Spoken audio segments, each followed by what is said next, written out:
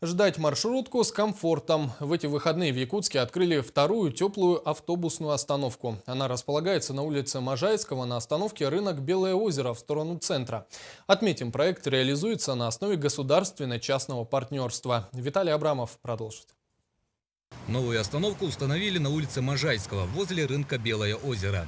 Она оборудована мониторами с интерактивным интерфейсом для отслеживания местоположения и время ожидания автобуса в реальном времени, и камерами видеообзора, которые показывают подъезжающие автобусы, а также панорамными окнами. Автобусные остановки работают с 7 утра до 11 часов вечера.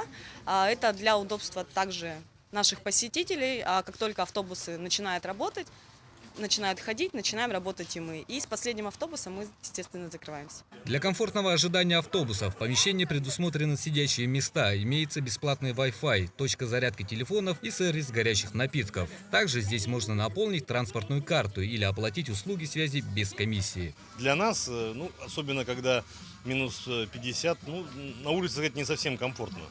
Еще и вы смотрите, какой там автобус. А тут, во-первых, кроме камеры, есть еще, так сказать, маршруты движения. То есть видно, какой автобус подходит. Так что я думаю, это решение очень востребовано для нашего города. Пилотный проект «Теплая автобусная остановка» является социальным проектом для улучшения транспортного обеспечения жителей города Якутска.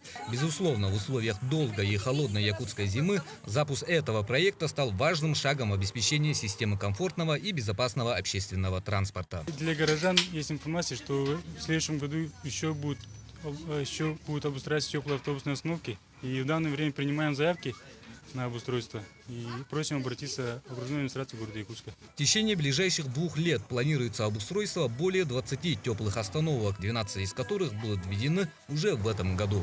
Виталий Абрамов, Егор Никифоров, НВК Саха, Якутск.